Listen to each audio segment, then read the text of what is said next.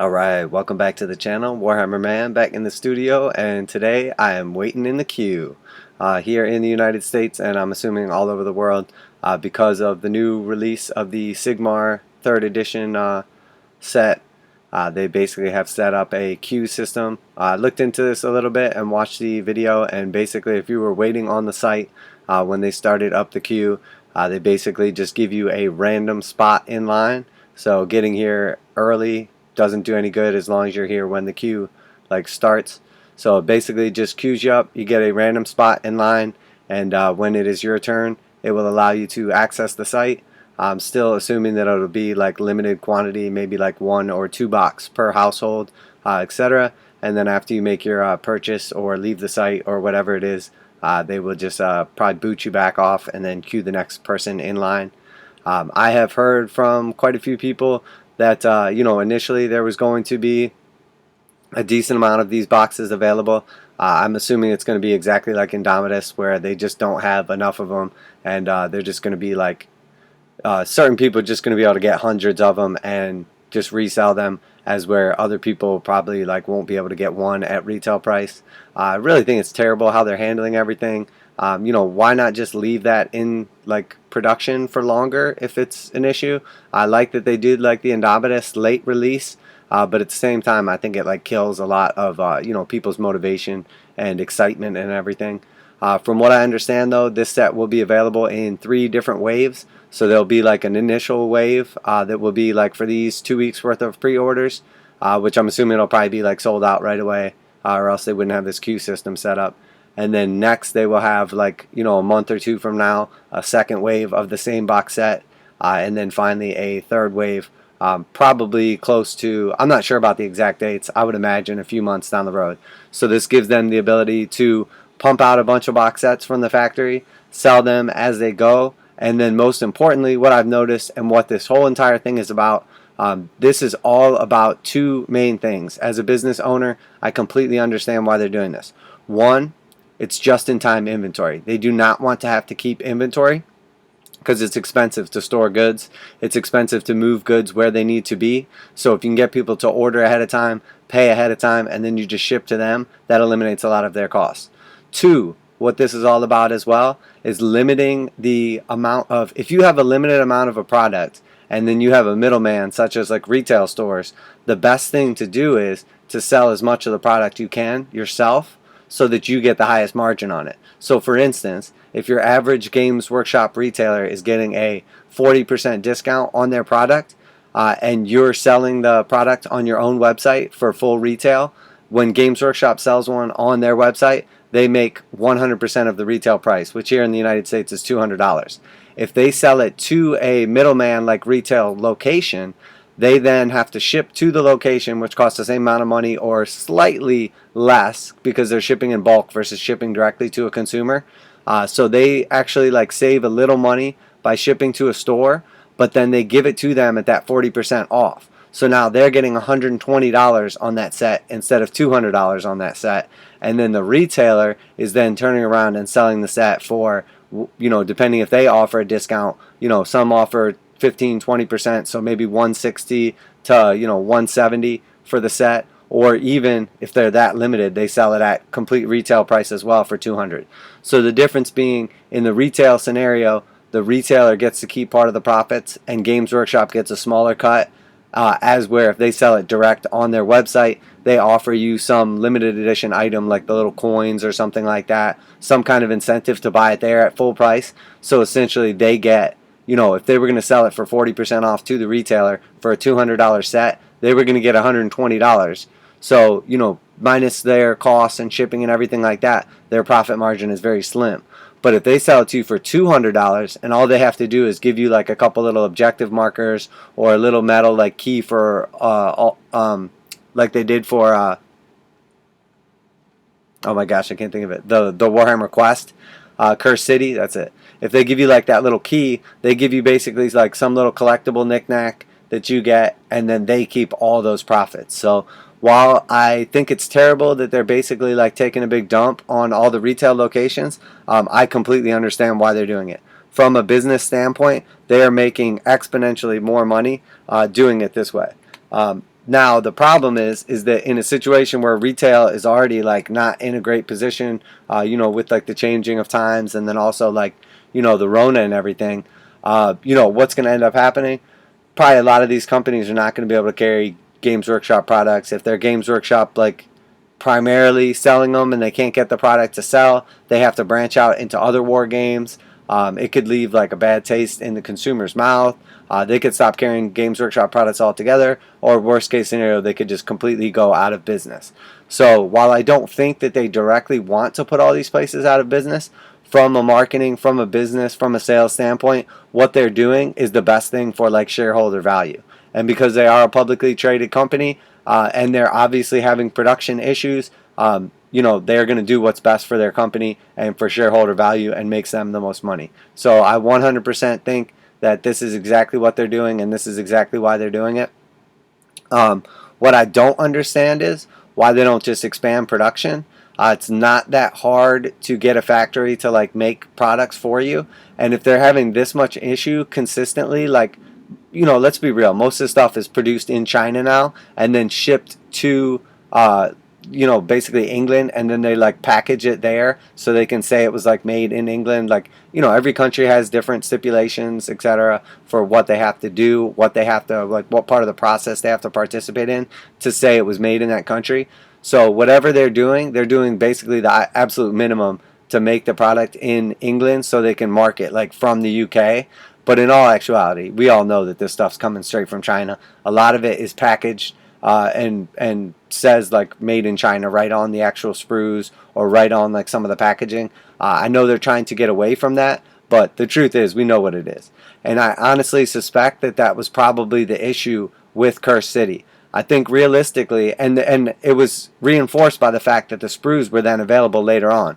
I really think what happened was they created this game, they outsourced it to a company or country like China, factories in China. They had some sort of production issues in China with probably like the books or the materials. It either wasn't up to quality, they couldn't deliver, something went wrong along the way. So they ended up having the sprues, having the plastic, having the models, but they weren't able to offer the game. So what they do, they then take the sprues and sell them separately at a premium, because the sprues they still have, but they don't have like the game sets and everything. So then you're stuck either buying it, 20% or whatever over retail, 50% over retail, whatever it is, or else you just have to buy like the game pieces separate and then buy the sprues. So, or just use your own models and buy the game pieces. I mean, there's a lot of ways around it, but again, this is not what they're doing now is not sustainable.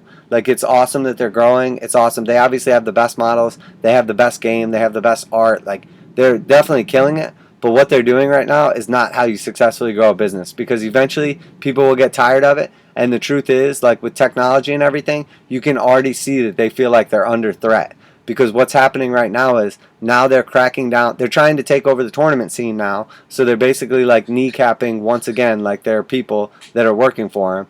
Because like it's free advertising when people are running tournaments. It's good for the hobby. They can't run tournaments in every city. So now they're going around trying to make even more of the money running tournaments, running the whole circuit, traveling around. They're trying to basically like take over all the stuff, and they're basically like they're shooting all the influencers in the foot when they do this stuff. They're shooting all the retail locations in the foot when they do this stuff. And then obviously they're totally screwing over the customers when they do all this stuff. So at some point in time, one of two things is going to happen. People are either going to get tired of it and just move on to something else, or they're going to catch up and like have the production or like start respecting their community and their customers and their retail locations. But this is not a sustainable model. Eventually people are going to get tired of it, or they will catch up. That's the truth and the fact. Like, that's just how business works. They obviously are feeling under threat now too with 3D printing, and I would rightfully so if I were them. 3D printing is becoming extremely cheap. It's becoming like extremely efficient, and the quality of the models and the 3D prints and everything are like absolutely phenomenal. So you could tell that they're getting worried about this. You can see with their new tournament circuit rules and everything that they are now cracking down on people that even use 3D printed parts. So you could literally have a model that's 95%, and then you bought like 3D printed shoulder pads for your custom chapter online, and if you try to use those in a tournament now, they can basically disqualify you from the tournament because you didn't make those shoulder pads yourself, or you like purchased them from a third party. So it's very clear that they are trying to crack down now on third party bits, third party miniatures, 3D printed stuff, cast stuff from other countries, like the knockoffs, etc. So they have always been pretty good about cracking down on counterfeit stuff, or like knockoffs or recasts or whatever. They've always been decent to some degree. They come after people for IP stuff. They shut down all the like independent people that were making like cool like animations and videos and stuff online. It's very clear now that they are really coming after people to protect their IP. But the truth is, they need to hire a bunch more people. They need to get like better factories. They need to spend more time creating this stuff and worrying less about having to store it for a couple months if they know they're going to sell it in the end. Because the truth is, if you know you can sell as much of a product as you make, it makes 100% sense to just make more of that product until you at least run out of people that are willing to buy it. So, eventually that's what they're going to have to do if they're smart. I imagine they probably have all kinds of smart people working for them that know about business, that know about production. But the fact of the matter is, the majority of the issues that have been had are because of greed. Because the fact of the matter is, it's just-in-time inventory. It's something that's become very common. It's where people just don't want to store anything for any amount of time because they don't want to pay for the shelf space to basically keep those items while they're selling them. And so what they're doing now is they're going out of their way to make sure every single item is sold. They never have to store it, so they don't have to reship it to different locations. They don't have to pay storage fees. They don't have to worry about damaged inventory, anything like that. Their customer service has gotten absolutely terrible. They basically are just at the point now where their attitude, essentially, in my opinion, is if you don't like it, somebody else will like it for you. So get out of here. So have fun waiting in your queue. If you are like me, I showed up on the site at noon. It's now just about 1 o'clock. It's 12:56 Eastern Standard Time, and I'm still waiting in the queue. It does not give you any idea how long you'll be waiting in the queue or what amount of product will be available or anything like that. I was here early waiting. I didn't hear anybody else's opinions or what they went through with this.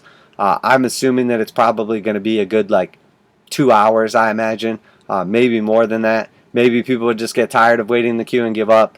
I'm afraid to step away from my computer because I might be gone for 5 minutes and it boots you because inactivity or something. So it is what it is. I mean, it's a new system, it's a new situation, and hopefully they get it together. But I can sense other people's frustration.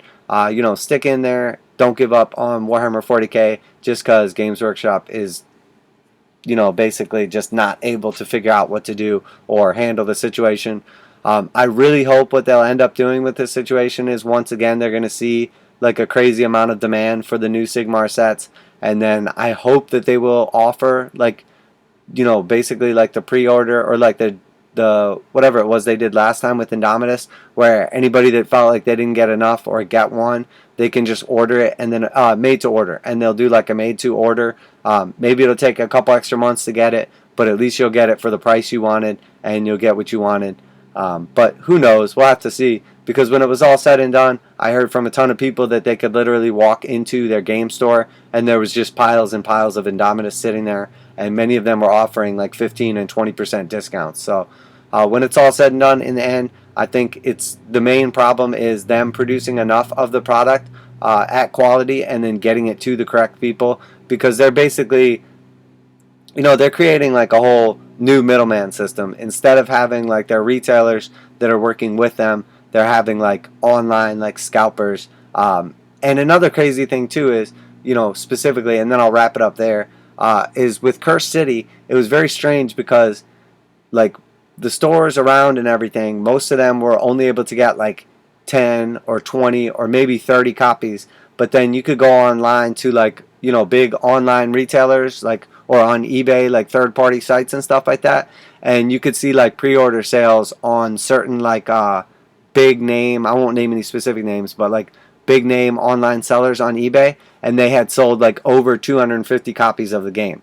So it makes no sense if Games Workshop is limiting everyone's allocations. How is this company or middleman able to get 250 allocations and then sell them online pre-order? And then also if they're getting that much and Games Workshop is playing dumb or just really can't figure out who's doing it, how many people did they sell 250 copies of the game to? So if they see a company online like jacking up the prices and selling them, and they're clearly selling out, they can't put two and two together and figure out, okay, how many different people in the world, in the country, in whatever, got 250 allocations that they could have possibly like pre-sold all these online. Therefore, we can narrow it down and then look at what state it's into, or where they're shipping from, or just buy one themselves and see who it's coming from, etc. So I honestly think that it's hard for them to play dumb in this situation. If they're not playing dumb and they really can't figure it out, I guess they need to hire like a detective, someone like me who can figure it out for them. I really don't get it. I can tell a lot of like the influencers are getting frustrated. A lot of customers are getting frustrated, and unfortunately, like a lot of the people, a lot of like the stores and stuff like that are really getting frustrated, because in the end they're gonna end up getting boosted, like booted. They're not gonna be able to stay. It's very unfortunate. So. Alright, let's see what this says. It just flipped me over. It says, welcome to GamesWorkshop.com. You're in the queue. The Games Workshop web store is open for business, but we're experiencing high levels of traffic right now. To make sure that everything works smoothly, we're using a simple queuing system. Below you can see an approximate guide, how long you will have to wait until you get access to the store. You do not need to do anything right now. Your place is saved. When your place is in the queue is up, the page will update. Estimated wait time is 37 minutes, so it is now officially 1 o'clock p.m. So roughly I will be in at 1:37 p.m. So after waiting an hour and 37 minutes, I will have access to the site. And then here at the bottom, it says there's some important stuff to know. You don't have to refresh your page, but if you do, you won't lose your place in line. You'll have 10 minutes to complete your purchase, after which you'll be returned to the queue. Stock is limited, so if you delay or leave without checking out, there is a risk some quick-selling items will go out of stock. If you delete your cookies while waiting, you will lose your spot. Okay, so, and then we can watch the little video here and see what's going on. I'm assuming it's that same video, but...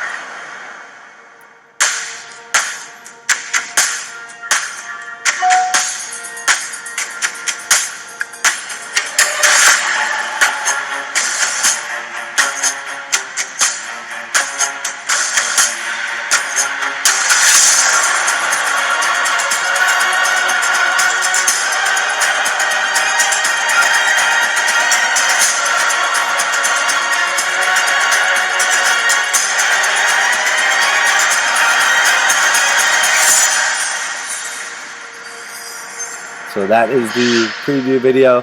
It does not say how many of the item you'll be allowed to purchase. I'm assuming it will be like max of 1 or 2 or maybe 3 per household. I'm really not sure. So, but there you have it, guys.